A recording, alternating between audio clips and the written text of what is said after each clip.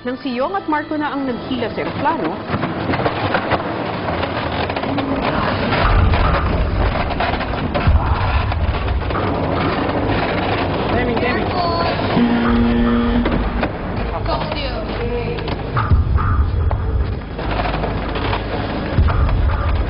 One more. Nakakarami na po kami ng buzzer. Para pong nagalit po si Marco or naging wild.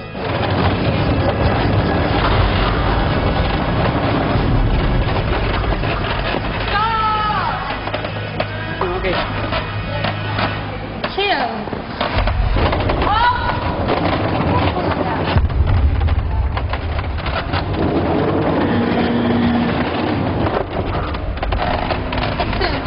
Okay? 212. 112.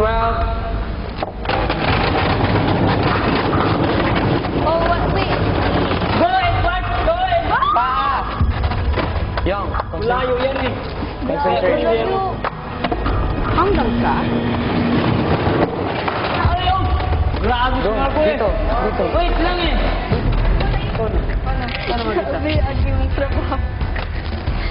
Young said, edi ikaw na lang mag-isa.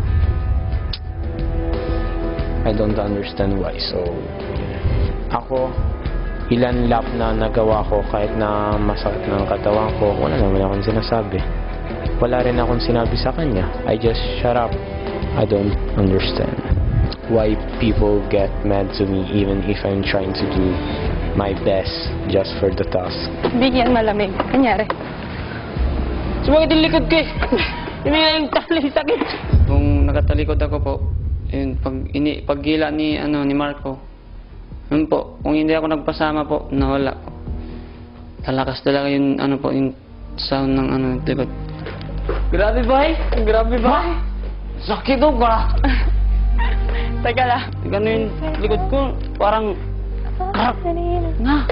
Sa tingin mo, bakit nagawa yun? Parang siguro sa pagod na po. Hindi naman po masama yung ko po loob. Parang okay lang po.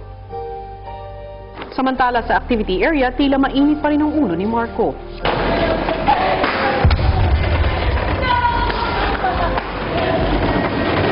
Chill.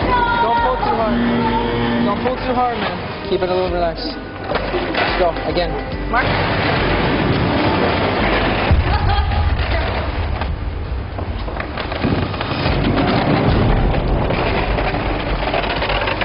Relax, Marco. Work with me, not against me.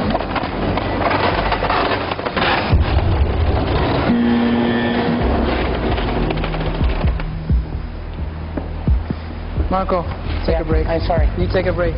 No, No, I'm sorry. I'm not doing it. Marco, we're making more mistakes than we are getting right, so just take a break. Otherwise, we're not going to get anywhere. Hanggang sa kinausap na siya ni Kuya. Bakit nga ba lubusan ang pagpupursige mo para gawin yung task, Marco? Because I feel sorry for the last time that I feel it. I don't did my best because it's not my area. So yun. Bakit ba kailangan tumigil kung may lakas pa? Naintindihan ko kung saan ka nang gagaling. Gusto mong magpursige sa inyong task. Pero sa proseso na ginagawa mo, kailangan mo rin tingnan ang paligid mo. Dahil kanina, nakita ko na siyong nasaktan. Paano po nasaktan? Dahil nga siguro, intense ka sa ginagawa mo, hindi ka na aware sa kapaligiran mo. Masakit ang likod niya ngayon, but I didn't expect that nasaktan dahil sa akin. I'm not good at home. I'm not good at school. For this reason, I'm trying to do my best. Because nung nalaman ng mami ko na kinuha niyo po ako, for the first time, sabi niya sa akin, I'm proud of you.